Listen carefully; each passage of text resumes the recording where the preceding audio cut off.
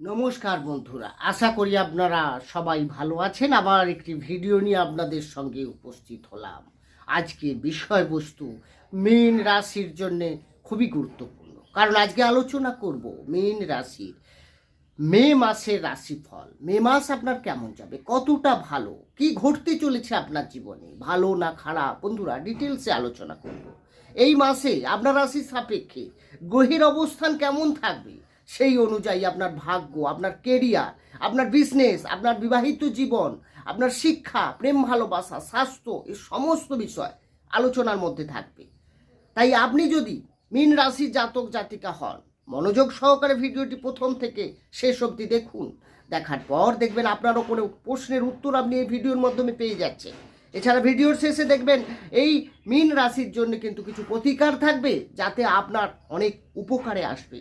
আসি মেন আলোচনায়। তাহলে যখনই আপনার মে শুরু হবে, আপনার রাশি সাপেক্ষে গ্রহের অবস্থান থাকবে অনেকটা এরকম, অর্থাৎ আপনার রাশিতেই অবস্থান করে থাকবে মঙ্গল, রাহু, বুধ, দ্বাদশে শনি।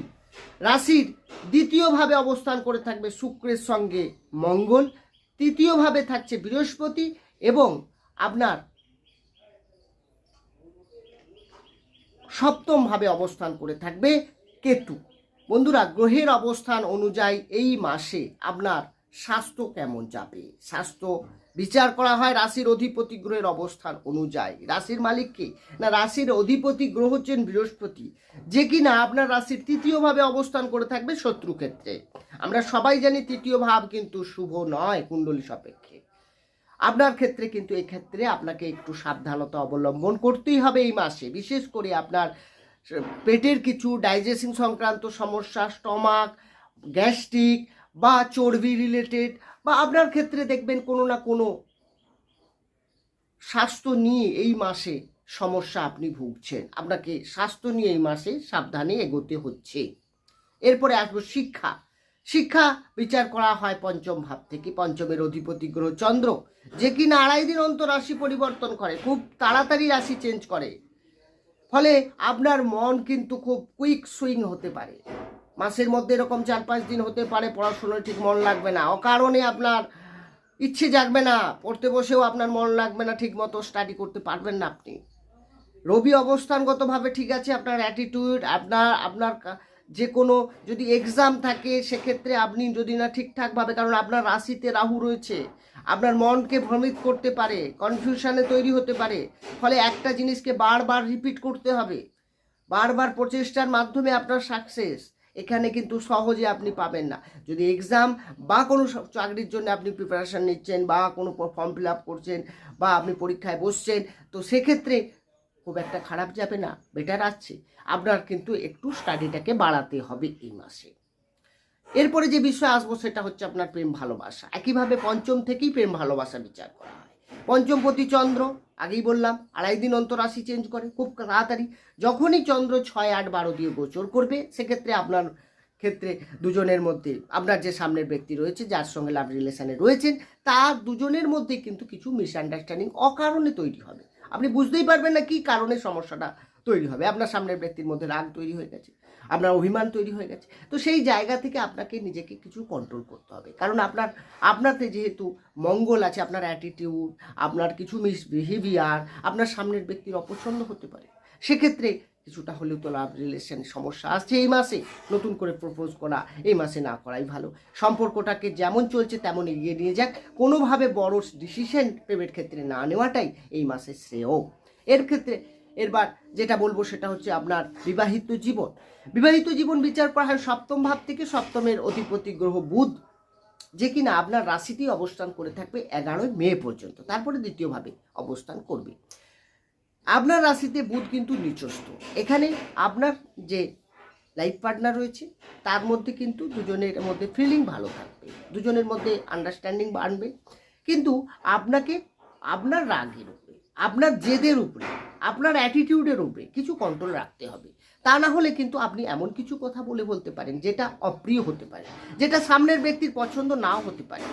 তার লাইফ পার্টনারের মধ্যে কিন্তু সেই জায়গাটায় কিছু সমস্যা, কারণ আপনার রাশিতে বসে সেও কিন্তু রাহুযুক্ত হয়ে গেল, তার মানে তারও মধ্যে কিছুটা কনফিউশন থাকতে পারে। আপনার কথাবার্তা নিয়ে কিছুটা সে অতিরিক্ত চিন্তা ভাবনা আসতে পারে, সেক্ষেত্রে বিয়ের ক্ষেত্রে। আর যারা নতুন বিয়ে করতে যাচ্ছেন সেই সব মীন রাশির ক্ষেত্রে বলবো এই মাসটা কিন্তু ঠিক আছে, কোনো অসুবিধা নেই, আপনারা এগোতে পারেন। এরপরে যে বিষয়ে আসবো সেটা হচ্ছে আপনার ভাগ্য। সব থেকে গুরুত্বপূর্ণ, ভাগ্য এই মাসে কেমন থাকবে। ভাগ্য বিচার করা হয় নবম ভাব থেকে।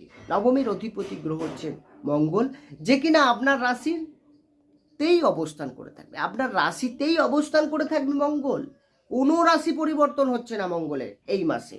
তো ভাগ্য আপনার সঙ্গে রয়েছে, ভাগ্য আপনার সঙ্গে রয়েছে। রাহু কিছুটা বাধার সৃষ্টি করবে, বারবার হয়তো কিছু কাজে ফেলিওর হতে পারে, একেবারে যে এক চান্সে কাজটা হয়ে যাবে সেটা হয়তো হবে না। কিন্তু আপনি যদি কোনো বড় ডিসিশন নিতে চান, কোনো ইনভেস্ট করতে চান, তবে ইনভেস্টের ক্ষেত্রে একটু চিন্তা ভাবনা করে এগোতে হবে। বড় ডিসিশন নিতে চান, সেক্ষেত্রে আপনার ভাগ্য যেহেতু আপনার সাথে থাকবে, তেমন কোনো বড় সমস্যা আপনার হবে না। আপনার ছোটোখাটো, যেহেতু বৃহস্পতি থার্ড হাউসে আছে, ছোটোখাটো ট্রাভেলও ঘুরতে পারে। তো সেই জায়গায় আপনাকে কিন্তু নিজের উপরে কনফিডেন্স রাখতে হবে, কনফিউশন হওয়া যাবে না। তাহলে কিন্তু আপনার আর যে কোনো কাজে একটু চিন্তা ভাবনা করে আপনাকে ডিসিশন নিতে হবে। কারণ ভাগ্য সাথে আছে মানেই যে আপনি তাড়াহুড়ো করে কোনো ভুল ডিসিশন নিয়ে নিতে পারেন, তাও কিন্তু বলার বাহুল্য। কারণ এক্ষেত্রে আপনার কিছু সমস্যা আসতে পারে। তো আপনি যদি এই মাসে কোনো সিদ্ধান্ত নেন, কোনো বাড়ির শুভ কাজ, মাঙ্গলিক কাজ এগুলো করাতে চান, করাতে পারেন, ভাগ্যের সাপোর্ট আপনি পাবেন। এরপরে আসবো কেরিয়ার নিয়ে। কেরিয়ার বিচার করা হয় দশম ভাব থেকে। তাহলে দশমের অধিপতি গ্রহ বৃহস্পতি, যে কিনা আপনার রাশির থার্ড হাউসে অবস্থান করে থাকছে। তাহলে থার্ড হাউসে কুণ্ডলী শুভ নয়, আগেই বললাম। তার মানে কর্মক্ষেত্রে আপনার ট্রাভেল করতে পারে, কর্মক্ষেত্রে আপনার ক্ষেত্রে পলিটিক্স আপনার বিরুদ্ধে হতে পারে। আপনার যারা কলিগরা রয়েছেন, তো আপনার কাজেতে আপনার কাজের উদ্যমতা দেখে তাদের মধ্যে ঈর্ষা, তারা আপনাকে ডাউন করার জন্যে চেষ্টা করতে পারে। আপনার কর্মক্ষেত্রে শত্রু বৃদ্ধি হতে পারে। এক্ষেত্রে আপনাকে একটু সাবধানে এগোতে হবে। কোনো ডিসিশন তাড়াহুড়ো করে না নেওয়াই ভালো। কেরিয়ারে চেঞ্জ করতে গেলে এই মাসে না করাই ভালো। আর দ্বিতীয়ত, আপনার জবের ক্ষেত্রে কোনো সুসংবাদ আসতে পারে, এটা নিয়ে আপনাকে পরিশ্রম একটু বাড়তে হবে। একেবারে হয়তো এক চান্সে কোনো কাজ নাও হতে পারে, সেক্ষেত্রে আপনাকে ফেলিওর হলে বা মন খারাপ করলে, মনের মধ্যে শঙ্কা রাখলে চলবে না। আপনাকে দায়িত্ব নিয়ে এবং আপনার কাজটাকে আপনাকে টাইমের মধ্যে কমপ্লিট করতে হবে। কোনো রকম ডাউটনেস এখানে চলবে না। এরপরে যে বিষয়ে আসবো সেটা হচ্ছে আপনার বিজনেস বিচার করা হয় সপ্তম ভাব থেকে। সপ্তমের অধিপতি গ্রহকে আগেই বললাম, সপ্তমের অধিপতি গ্রহ হচ্ছে বুধ, যে কিনা আপনার রাশিতে থাকছে 11ই মে পর্যন্ত, এবং বুধকে ব্যবসার কারক গ্রহ বলা হয়। তাহলে সেক্ষেত্রে আপনার সঙ্গে ব্যবসা যুক্ত হয়ে আছে, মানে ব্যবসা ভালো চলবে। রাহু থাকছে, কিছুটা বাধা আসবে, কিন্তু 11 মের পরও আপনার ক্ষেত্রে কিন্তু বেটার দেখাচ্ছে। সেকেন্ড হাউসে যখন যাবে বুধ, সেক্ষেত্রে ব্যবসায় আর্নিংটা বাড়বে।